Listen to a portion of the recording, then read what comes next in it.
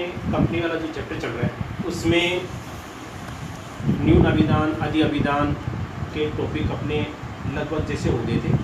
और अधि अभिधान जो है आपके मेन टॉपिक है, तो उसके ऊपर आपको थोड़ा सा फोकस करना है, क्योंकि जो गलती होती है अधि अभिधान वाले टॉपिक में ही होती है।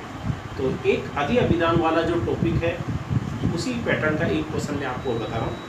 इसका न्यूमेरिकल क्वेश्चन है 8 पेज नंबर 224 पर। पेज नंबर 224 पर आपके 8वां न्यूमेरिकल क्वेश्चन।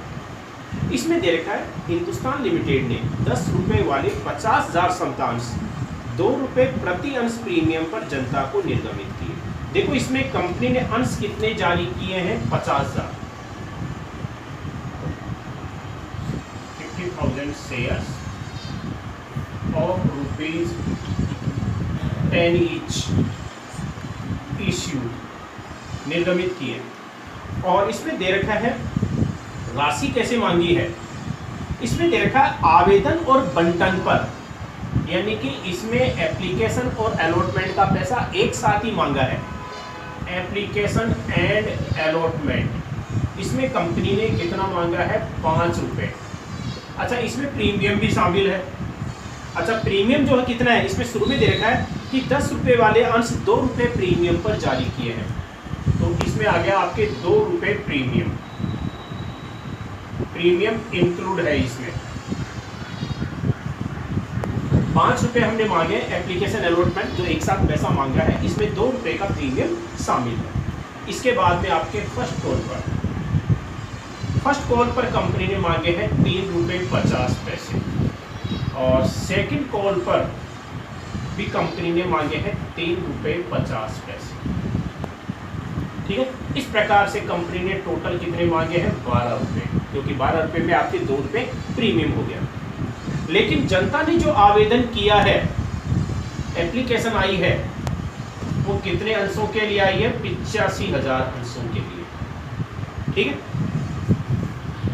अब इसमें फिर देखा आगे कि 85,000 अंशों के लिए प्रार्थना पत्र प्राप्त हुए, 10,000 अंशों के आवेदकों को मना कर दिया और उनकी आवेदन राशि लौटा दी।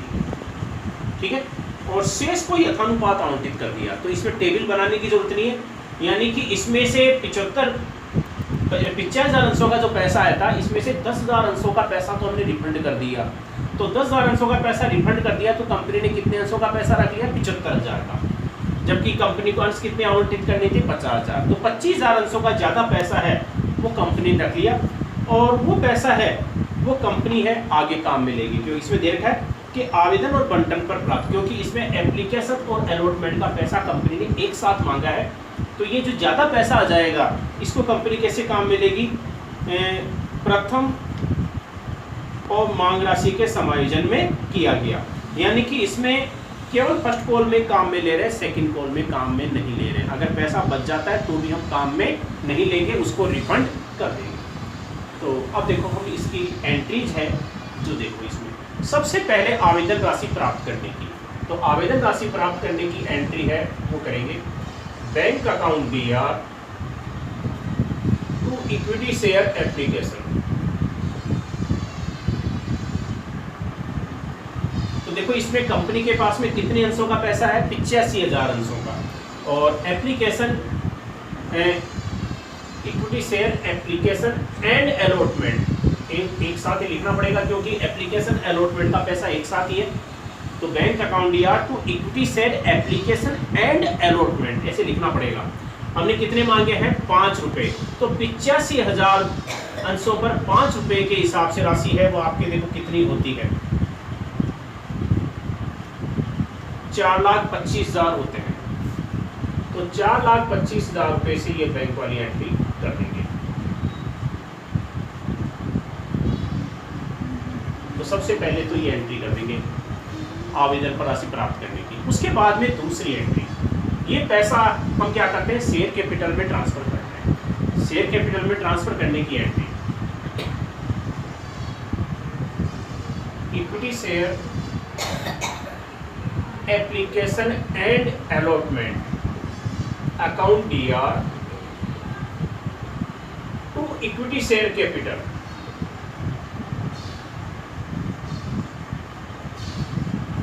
अच्छा, मैंने बताया था कि शेयर कैपिटल में उतना ही पैसा ट्रांसफर होता है जितने कंपनी जारी करती है या अंशों का आवंटन करती है। तो इसमें आवंटन तो कंपनी इतने अंशों का करेगी, अधि अभिधान में कंपनी उतने ही अंशों का आवंटन करती है जितने अंश कंपनी ने जारी किए। तो कंपनी ने अंश कितने जारी किए हैं? 50,000। तो कंपनी 50,000 से ज़्यादा अंशों का आवंटन नहीं कर सकती। तो इसका मतलब है कि शेयर कैपिटल में जो पैसा ट्रांसफर होगा वो कितने अंशों का होगा? 50,000 का। कितने रुपए के हिसाब से? 5 रुपए के हिसाब से। तो 50,000 को 5 से मल्टीप्लाई कर दो, यानी कि 2,50,000। 2,50,000 की राशि है वो शेयर कैपिटल में ट्रांसफर हो जाएगी। ठीक है।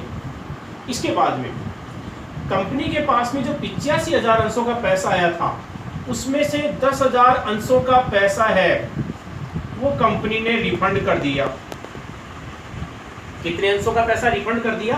10,000 अंशों का पैसा। तो लौटाने की एंट्री कर देंगे तीसरे नंबर पर। और लौटाने की एंट्री मैंने बताई थी, जो आवेदन राशि प्राप्त होने की एंट्री होती है उसकी जस्ट विपरीत एंट्री कर देंगे। तो लौटाने की एंट्री है equity share application and allotment account DR to bank. तो 10,000 अंशों का पैसा, क्योंकि पैसा 5 रुपए के हिसाब से आया था, तो 10,000 को 5 से मल्टीप्लाई करेंगे, कितना हो गया? 50,000। 50,000 रुपए की राशि है कंपनी ट्रांसफर कर देगी, अगर रिफंड कर देगी। 50,000 रुपए की राशि को कंपनी ने लौटा दिया है, यानी कि 10,000 अंशों का पैसा था, 5 रुपए के हिसाब से ये पैसा कंपनी ने लौटा दिया। ठीक है। अब कंपनी के पास में कितना पैसा बच गया? अच्छा देखो, इसमें अलॉटमेंट तो है ही नहीं, क्योंकि एप्लीकेशन और अलॉटमेंट का पैसा कंपनी ने एक साथ ही मांगा है, इसलिए अलॉटमेंट की कोई मांग की एंट्री या बैंक वाली एंट्री नहीं करेंगे। अब डायरेक्ट हम एंट्री करेंगे फर्स्ट कॉल की। लेकिन इसमें जो पैसा बच गया है वो इसमें आगे हम ट्रांसफर करेंगे। और इसके लिए दे रखा था कि आवेदन बंटन पर प्राप्त आधिक्य राशि का प्रयोग प्रथम मांग राशि में समायोजन में किया गया, यानी कि जो पैसा बच जाएगा फर्स्ट कॉल में ट्रांसफर करेंगे। तो हमारे पास पैसा कितना बच गया? देखो, टोटल पैसा आया था इसमें 4,25,000 रुपये। देखो, बैंक वाली एंट्री के 4,25,000। 4,25,000 में से 2,50,000 तो हमने शेयर कैपिटल में ट्रांसफर कर दिए, ठीक है, और 50,000 हमने लौटा दिए, तो कितने हो गए? 3 लाख। तो 3 लाख रुपए इसमें से कम कर दो, तो शेष राशि है वो कितनी बची? 1,25,000। यानी कि कंपनी के पास में अब 1,25,000 अंशों का पैसा, 1,25,000 का पैसा बच गया। और 1,25,000 हम वैसे भी निकाल सकते हैं, क्योंकि 85,000 अंशों का पैसा आया था, उसमें से कंपनी ने 10,000 अंशों का पैसा तो लौटा दिया। तो कंपनी के पास में कितने अंशों का पैसा बच गया? 75,000 का। जबकि पैसा रखना था कंपनी को फिर 50,000 अंशों का। तो यानी कि कंपनी के पास में 25,000 अंशों का पैसा बच गया। कितने? 5 रुपए के हिसाब से। कितना हो गया? 1,25,000। आप कैसे भी निकाल लो, वैसे निकाल लो, ऐसे निकालो, अमाउंट उतना ही आना चाहिए। यानी कि कंपनी के पास में जो एक्सेस मनी है वो कितनी बच गई? 1,25,000। और कौन सी? जो एप्लीकेशन पर आई थी। ये पैसा जो बच गया है कंपनी के पास में, इसको कंपनी किस में काम में लेगी? फर्स्ट कॉल में। तो ये पैसा फर्स्ट कॉल में ट्रांसफर हो जाएगा। तो फर्स्ट कॉल के लिए ट्रांसफर करने की एंट्री हो जाएगी। ठीक है। तो फर्स्ट कॉल के लिए ट्रांसफर करने की, लेकिन ट्रांसफर करने से पहले हम क्या करेंगे? फर्स्ट कॉल की मांग की एंट्री करेंगे। तो फर्स्ट कॉल की मांग की एंट्री देखो, equity share first call account DR to equity share capital. देखो, इसमें कंपनी फर्स्ट कॉल पर कितने मांग रही है? 3 रुपये 50 पैसे एक अंश पर। और सारी एंट्री हम कितने से करेंगे? 50,000 से करेंगे। ठीक है। तो इसमें देखो, 50,000 को 3 रुपये 50 पैसे से अगर मल्टीप्लाई करते हैं तो इसका अमाउंट होता है 1,75,000। तो 1,75,000 से मांग की है।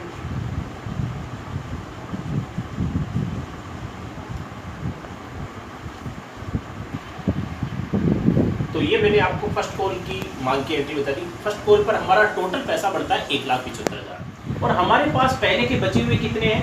1,25,000। 1,25,000 रुपये जो एक्सेस बचे हुए थे एप्लीकेशन पर, वो हम फर्स्ट कॉल में ट्रांसफर करेंगे। तो फर्स्ट कॉल में ट्रांसफर करने की entry, equity share application and allotment account ईयर to equity share first call, क्योंकि एप्लीकेशन अलॉटमेंट का पैसा एक साथ था, तो उसमें जो पैसा बचा हुआ था वो फर्स्ट कॉल में ट्रांसफर कर रहे हैं। और कितना पैसा था? 1,25,000।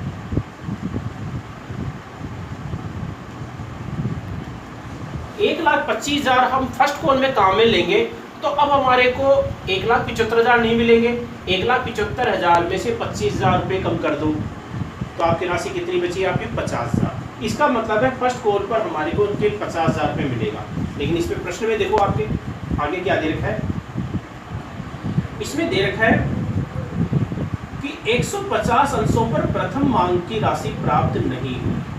अब प्रथम मांग की राशि प्राप्त नहीं हुई, बकाया है, जबकि हमारा वो अब पैसा कितना मिलना चाहिए? 50,000। कैसे?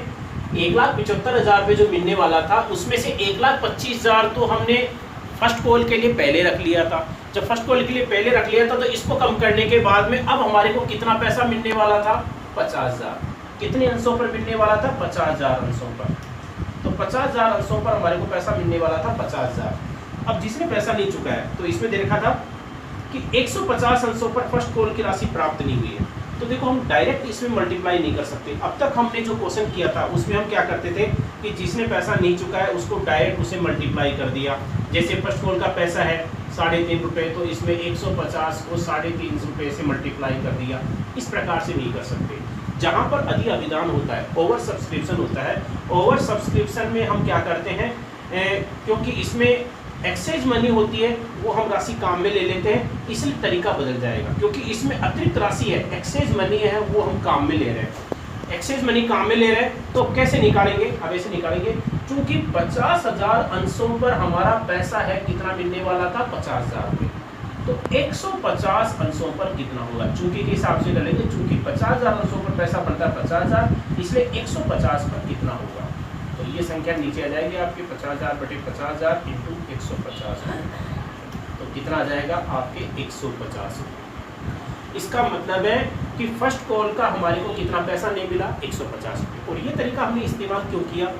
क्योंकि इनमें क्या है, ज़्यादा अंशों के लिए आवेदन आए थे, और ये जिस व्यक्ति से हमारे को फर्स्ट कॉल का पैसा प्राप्त नहीं हुआ, इसने भी पहले क्या आवेदन पर ज़्यादा पैसा चुकाया है, तो ये भी अब पूरा पैसा क्यों चुकाएगा। लेकिन इसने कितना ज़्यादा पैसा चुकाया ये हमारे को मालूम नहीं है, क्योंकि हमने तो क्या एक साथ टोटल पैसा निकाला है।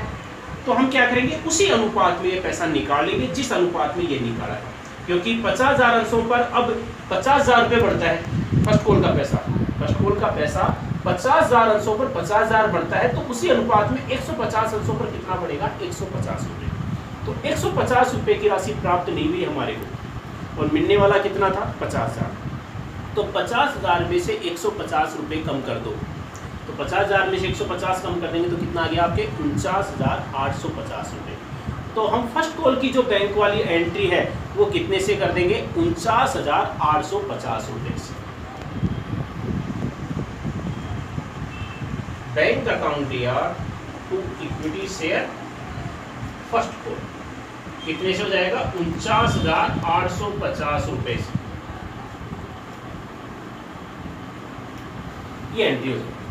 तो इस एंट्री का आपको ध्यान रखना है कि जहां पर अधि अभिदान होता है, अधि अभिदान में हम अगर कोई उस मांग में जिसमें हम एक्सचेंज मनी काम में ले रहे हैं, यूटिलाइज कर रहे हैं, इसमें ज़्यादा पैसा हम काम में ले रहे थे फर्स्ट कॉल में, और उस कॉल में अगर कोई व्यक्ति पैसा नहीं चुकाता है तो हम ये तरीका इस्तेमाल करेंगे, डायरेक्ट मल्टीप्लाई नहीं करेंगे अमाउंट से। अगर डायरेक्ट मल्टीप्लाई करेंगे तो आपका अमाउंट गलत हो जाएगा।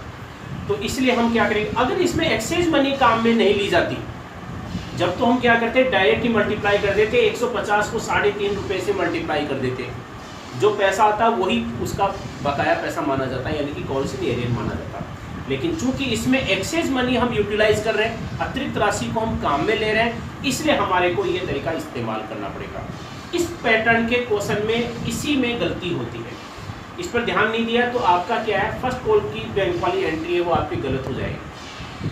ठीक है, तो इस प्रकार से फर्स्ट कॉल का पैसा है वो हमारे को 49,850 रुपये प्राप्त होगा, इसलिए बैंक वाली एंट्री है 49,850 से कम। अब आगे देखो आपके सेकंड कॉल, फर्स्ट कॉल तक का कर लिया था, अब देखो आपके सेकंड कॉल। तो अब हमारे पास कोई एक्सचेंज मनी नहीं है, फर्स्ट कॉल की पहले सेकंड कॉल की मांग की एफडी, equity share second and final call account DR to equity share capital.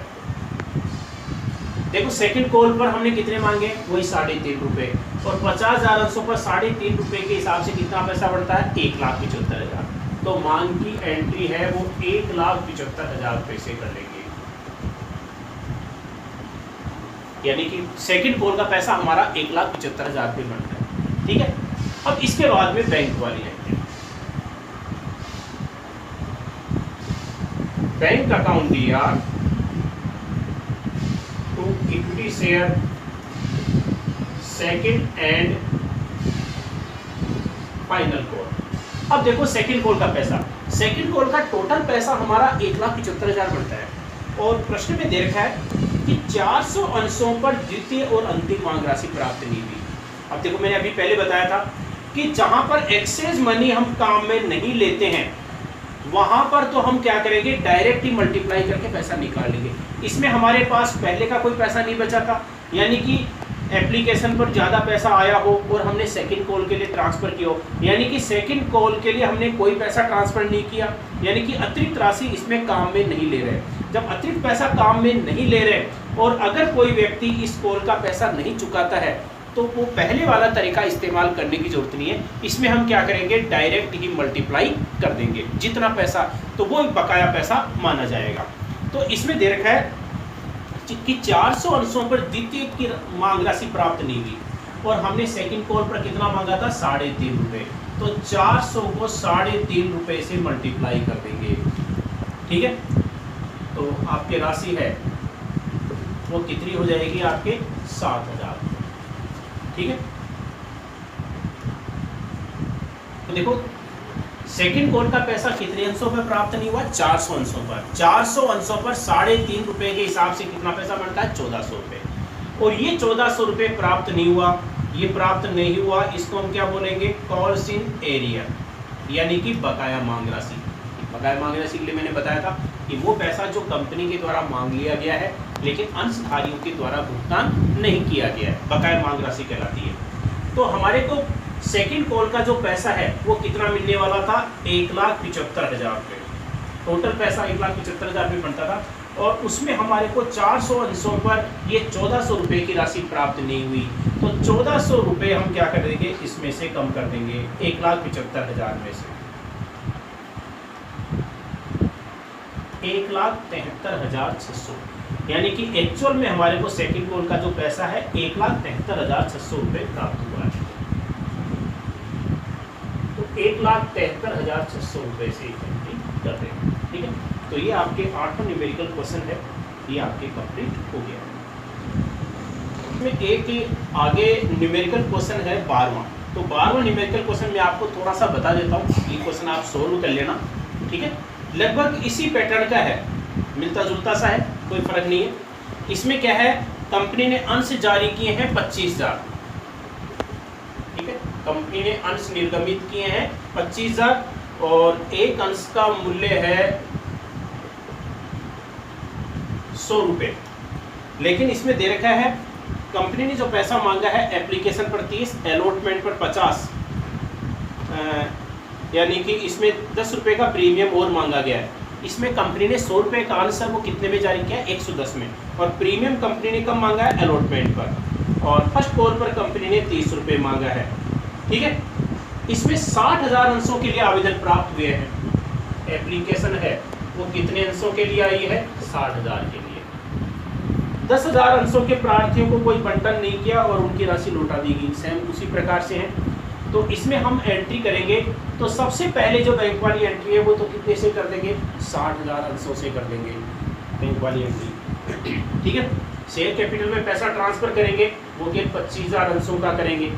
ठीक है, अच्छा इसमें क्या है, ज़्यादा जो पैसा आ गया है इसके लिए प्रश्न में कुछ नहीं दे रखा है, क्योंकि इसमें 60,000 के लिए आवेदन आए थे, उसमें से 10,000 अंश का पैसा तो लौटा दिया। तो कंपनी के पास में कितने अंश बच गए, 50,000। 50,000 अंशों का पैसा बच गया कंपनी के पास में, जबकि कंपनी ने अंश कितने जारी किए थे 25,000, तो 25,000 अंशों का ज़्यादा पैसा है। लेकिन अब इसमें देखो प्रश्न के अंदर कहीं पर भी ये नहीं दे रखा है कि ये पैसा हम किस में काम में लेंगे। अगर क्वेश्चन के अंदर कुछ भी नहीं दे रखा है तो अतिरिक्त जो पैसा आएगा वो हम किस में काम में लेंगे, अलॉटमेंट में काम में लेंगे।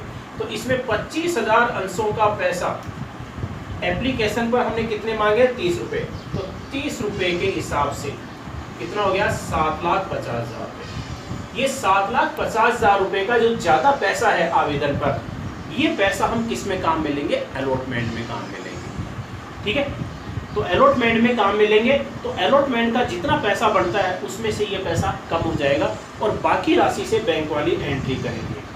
ठीक है, अच्छा इसमें क्या है, पैसा एक ने नहीं चुकाया है, गणेश ने 250 अंशों का, तो इसमें तो फर्स्ट कॉल का पैसा नहीं चुका है, यानी कि अलॉटमेंट का कोई पैसा बकाया नहीं है, तो इसमें तो कोई दिक्कत नहीं है। इसमें 7,50,000 रुपये हम अलॉटमेंट में ट्रांसफ़र करने के बाद में जितना पैसा बढ़ता है अलॉटमेंट पर, इसमें टोटल पैसा मांगा हमने 50 रुपये और 25,000 अंशों पर टोटल पैसा बढ़ता है आपके 12,50,000। अलॉटमेंट का टोटल पैसा कितना बढ़ता है 12,50,000। 12,50,000 में से 7,50,000 हमारे पास ज़्यादा आ गए थे, जिसको हम अलॉटमेंट में काम में लेंगे। तो इसको काम में लेने के बाद में बाकी राशि है वो कितनी बची आपके 15 लाख रुपए, 5 लाख रुपए, 5 लाख रुपए की राशि बची। तो इसका मतलब है अलॉटमेंट पर हमारे को कितना पैसा प्राप्त होगा 5 लाख रुपए। तो अलॉटमेंट की बैंक वाली एंट्री है वो केवल 5 लाख से। तो मैंने अभी क्या बताया था, इसमें अलॉटमेंट का ये में कि अलॉटमेंट के लिए हमने राशि कितनी ट्रांसफर की है 7,50,000 और अलॉटमेंट का टोटल पैसा कितना बढ़ता था 12,50,000 50 रुपये के हिसाब से। उसमें 7,50,000 हमारे पास पहले से आ गए थे अलॉटमेंट के लिए, तो इसको काम में लेने के बाद में कितना पैसा प्राप्त होगा 5 लाख रुपए। तो अलॉटमेंट की बैंक वाली एंट्री है वो 5 लाख से होगी इसमें। ठीक है, आगे हमारे पास कोई पैसा नहीं बचा है, इसलिए फर्स्ट कॉल की जो एंट्री करेंगे और अगर कोई पैसा नहीं चुकाता है उसमें तो डायरेक्ट मल्टीप्लाई करके उसमें से कम करके दिखा देंगे। तो ये 12वां जो क्वेश्चन है ये आप आराम से कर सकते हो। तो इसके हिसाब से आपके शेयर्स वाला जो टॉपिक है ये आपके कंप्लीट हो गया है। अब आपके इसमें दूसरा टॉपिक है डिवेंचर्स का, ऋण पत्रों का। तो ऋण पत्रों का जो टॉपिक है वो आपके स्टार्ट हो जाएगा।